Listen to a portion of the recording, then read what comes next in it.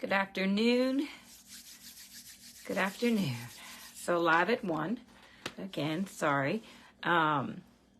We were scheduled for 12:30 today, as I usually do. Had to start at 1 because I had to focus on self-care this morning. Had an appointment that ran over. So we are here. I'm still going live. And we are on What is Your Why today. So I'm super excited. But first, I want to check in with everybody, see how everybody's doing, because I'm in my Zen mode, but I definitely want to make sure everybody else is in their Zen mode, and we'll do our breathing.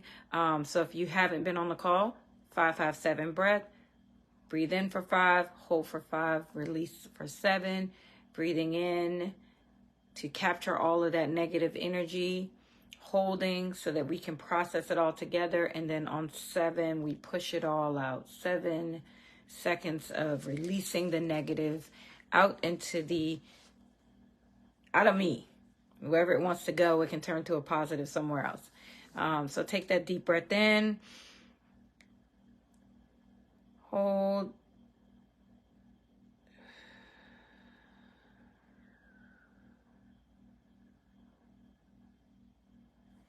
and we release. Again, take that deep breath in, hold,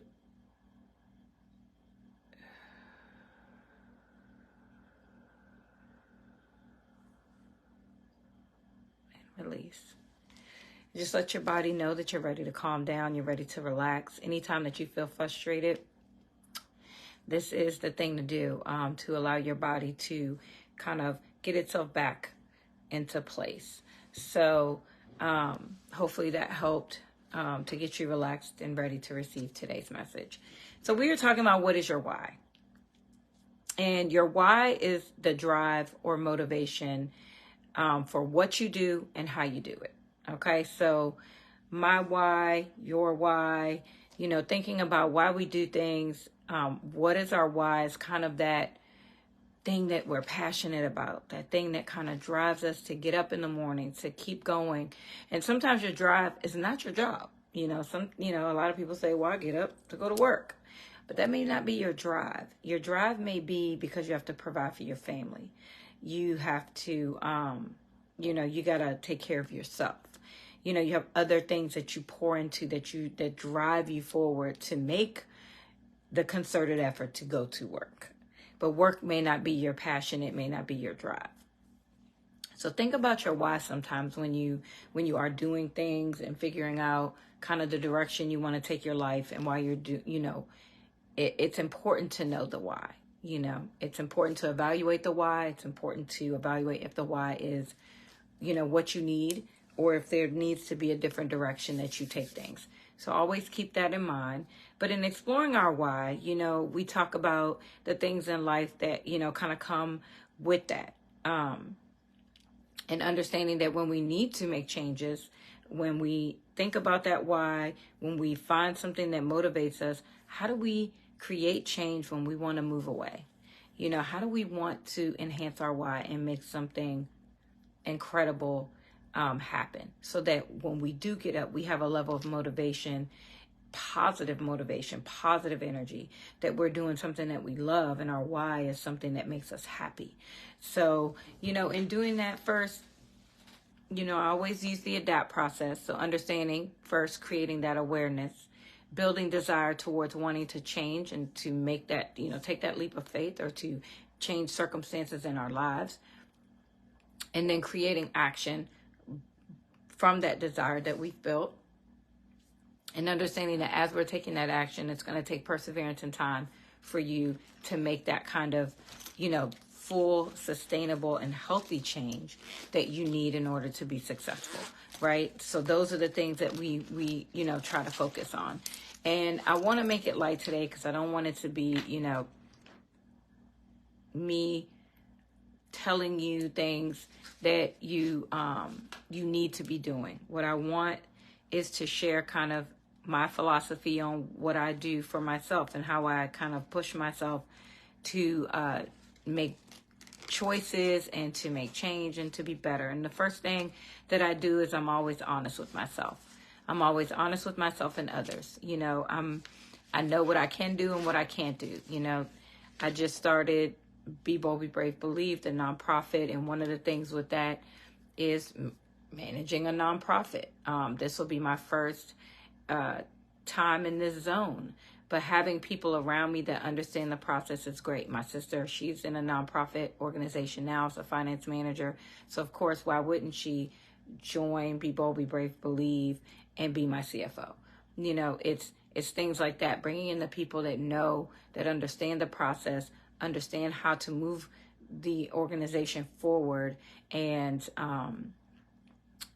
being able to use their talents and gifts, which is a part of our, conversation on vocational and occupational wellness, being able to utilize your strengths in order to benefit where you are and finding joy and pride in what you're doing. So that is, how I am. I know that I'm not the financial guru person, so that is not where I'm going to hang my hat at all. So being honest with yourself and others when it comes in regards to your why and what you're doing, how you want to do things and how you want to move forward, because that creates the buy-in. It creates that authentic you. You want people to see the goodness in you, and they want to be able to, and they want to trust you so that they'll follow you. And at least if they're not following you, because this may not be at work or somewhere else, you'll have that engagement and you'll have that, understanding and clarity between individuals that you're on the right path. The other thing is failure is an opportunity to grow.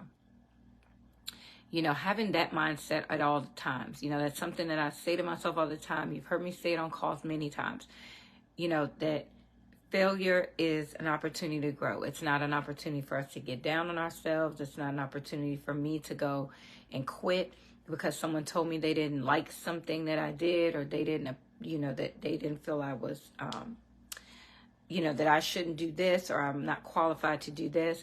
It's not an opportunity for me to quit and not believe in myself. Failure is an opportunity for me to grow from the feedback that I receive. It's an opportunity for me to acknowledge where I'm at. It's an opportunity for me to elevate myself. So that's what I look at when when I think about failure. The other is, make your vision a priority and be flexible to change. So your vision, your why, is important.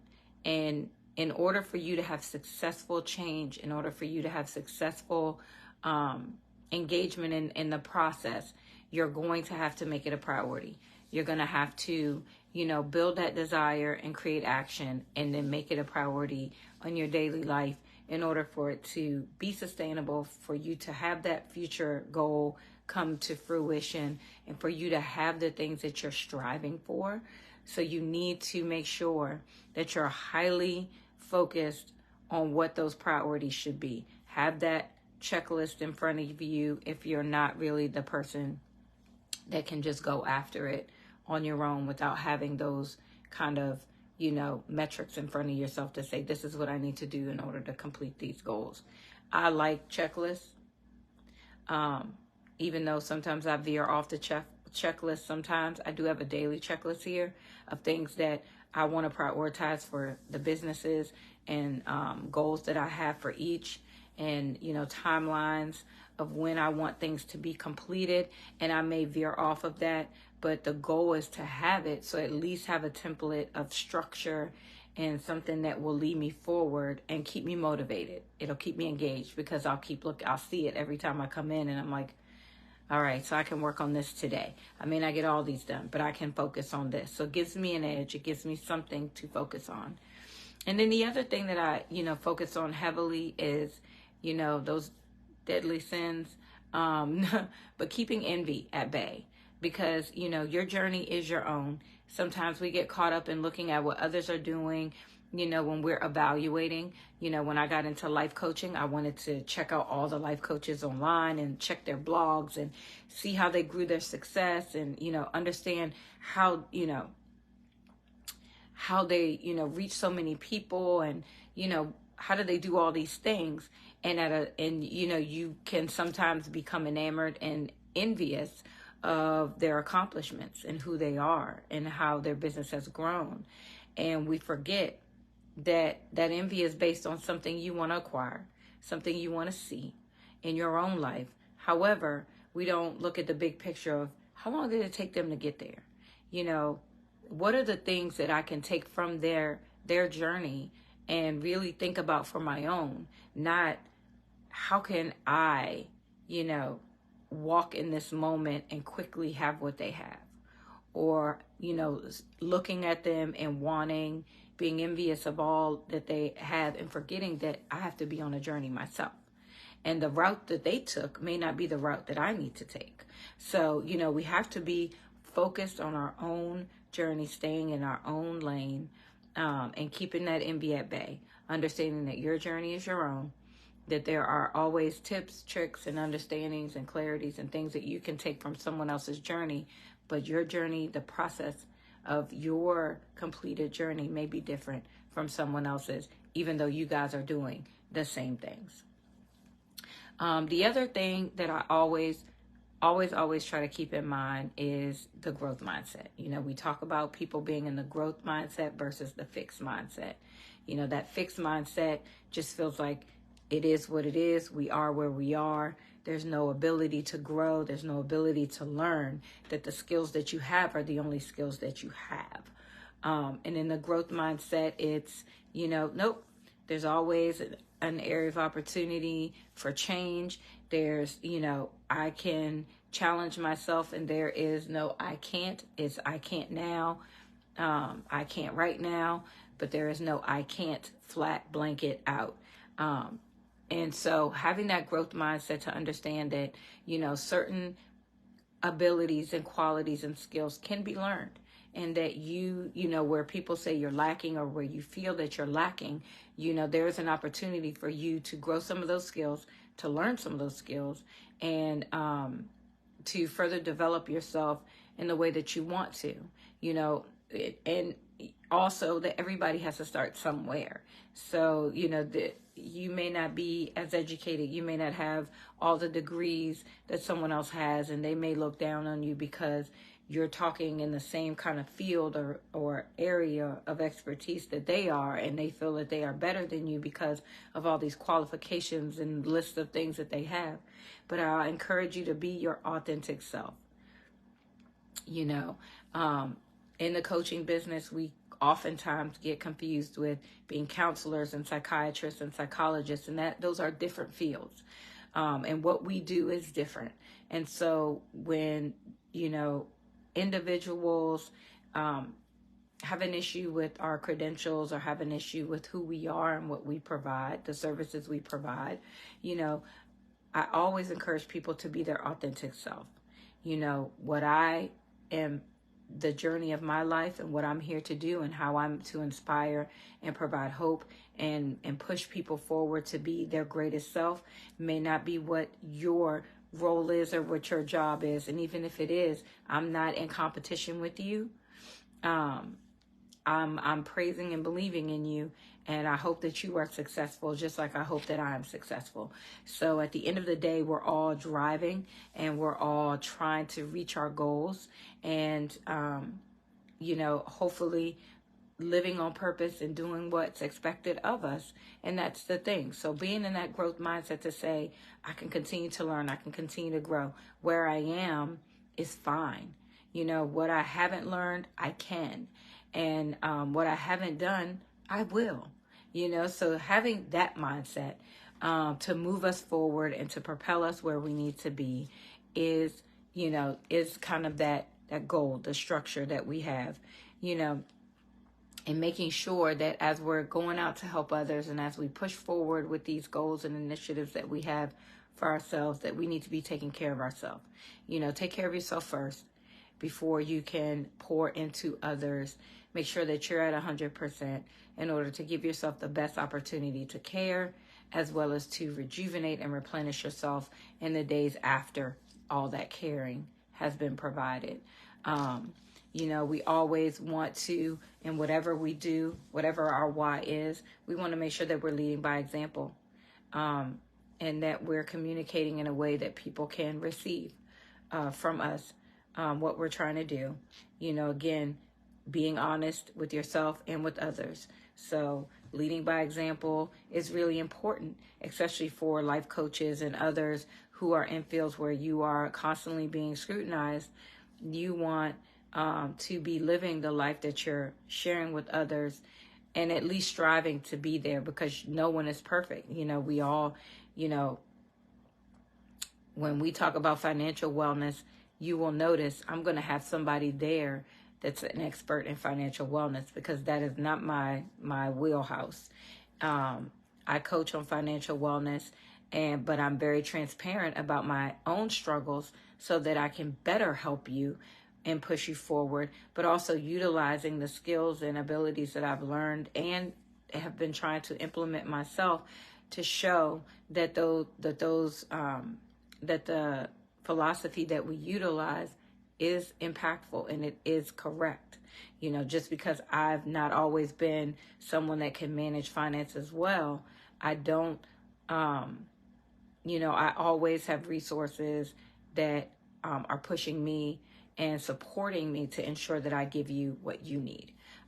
That's the other thing. And so we need to be able to, one, share our why, because our why is the drive and motivation. So always know what your why is. You need to be able to articulate and execute your vision.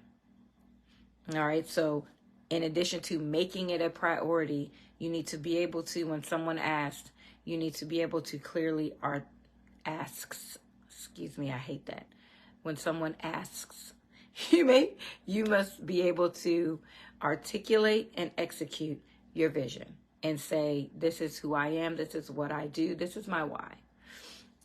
So that's another one that I always want to focus on. And then when we're helping others, if that is our why, we need to make sure that we're constantly meeting people where they are, not where we want them to be. I was in a class yesterday, and one of the questions that the facilitator asked us was, what do we consider to be the best type of engagement, to be the most successful type of engagement with others? And a lot of people, majority of the people said in person. In person is the best way in order to engage and start new relationships with people. But the other that I brought up to my team when we were talking was no expectations, no judgment. And the reason is because, one, having no judgment of others makes it easier for us to engage with them.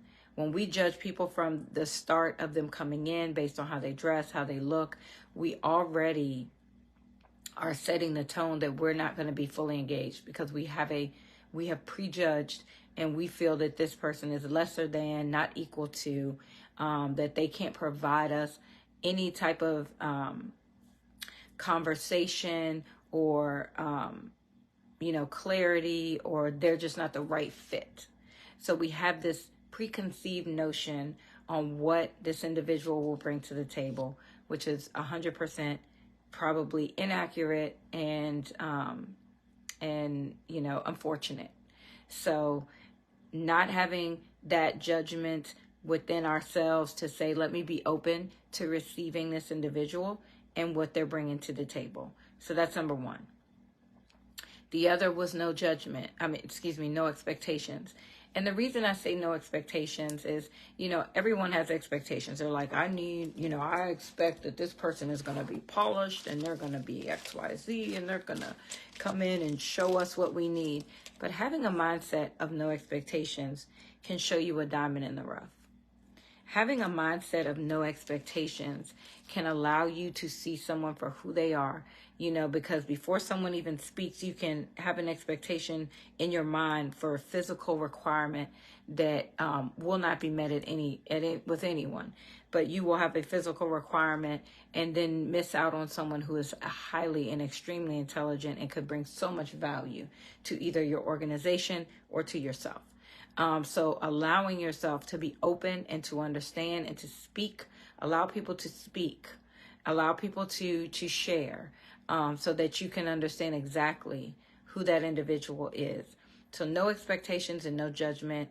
Once you get to know someone, you're able to really set clear expectations anyway. So for a job, I can tell you that if you allow someone to come in and bedazzle you with the things that they can do, you never know that, okay, they may not be able to do XYZ, but I found out in this deep conversation that we had that they can do ABC, and ABC is something that we need just as much.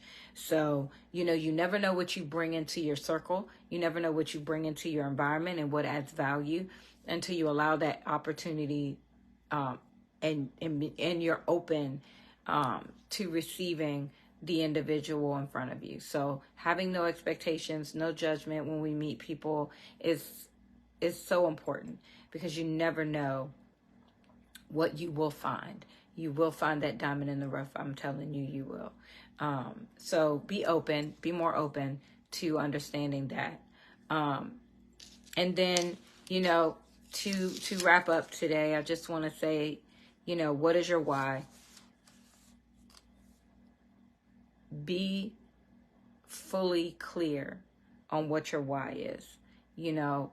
Start creating a path toward what you want to be doing, what life you want to lead. Don't just go through each day doing things to be doing it. Find your passion, find your way, and understand the skills and talents that you have and how they could be best used.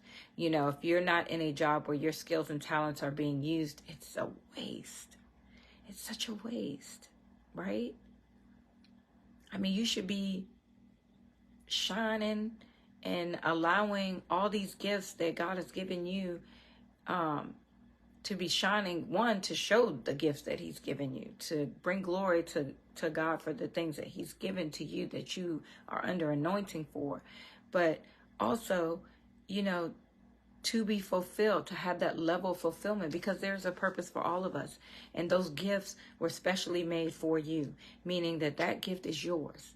And in order for your light to shine and for you to be, who you're supposed to be, you have to be utilizing those skills, right?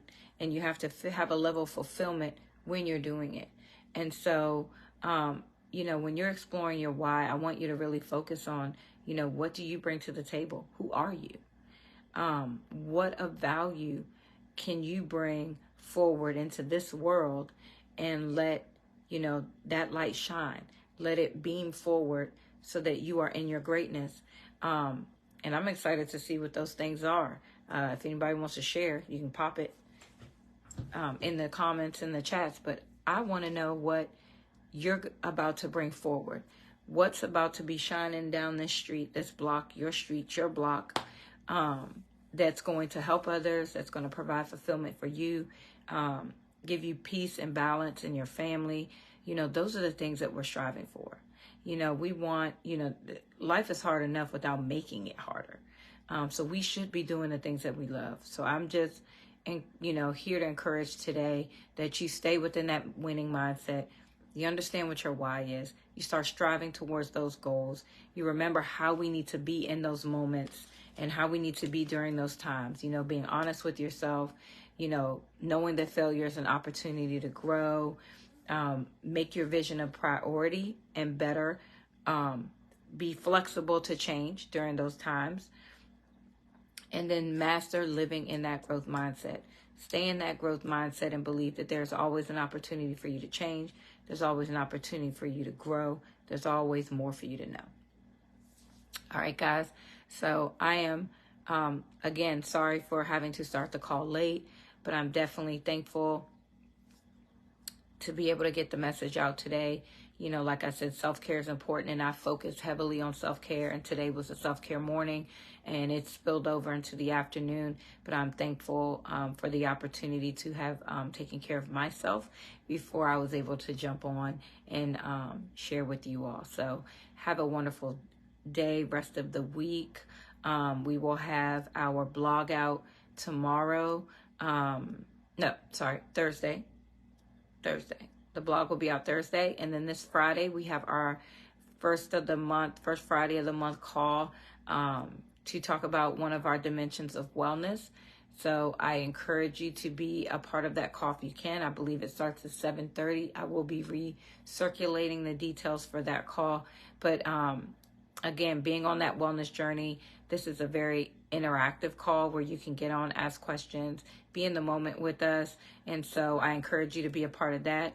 Also, this Thursday, we start the 21-day challenge. Woo! Commitment to Self 21-day challenge. That is under the Positive Advancement page. It's one of the groups I just recently started. It is a private group. So if you want to join, you will need to click on that group and ask to be included. But we're very excited. So this first challenge will be you all choosing something that you want to do or something that you want to stop doing for 21 days to see how it may physically or mentally impact your life. I've already gotten some comments in the chat about what people are going to be striving to remove or what they're already doing and want to continue to do as part of the 21-day challenge. So I'm really excited and encouraged by the sharing. This is a private page because I want to protect the voices that are sharing and sharing their challenges, but also sharing, things that they need from the group in order to have accountability partners and support. So we want to make sure that we're providing that resource to everybody that needs it. So you are free to join this group if you want. Tap into this group and be a part of the conversation and be able to share with us kind of where you are in your journey. I'll be sharing my journey the entire time. I think my goal for this first challenge is to cut down to 1 cup of coffee a day, to add more water intake, and to stop soda for 21 days. So that's big for me, for anyone that knows me, huge. So I am going to push myself beyond limits that I have ever tried before when it comes to my intake. And so this is, I'm super excited. So I will be sharing constantly, and because I will need constant reassurance that I can continue the journey. But I invite you all to also play a part in this journey and to join us. So I appreciate you today. I look forward to your comments, questions, and feedback. And I just encourage you to live on purpose and know your why. All right. Bye.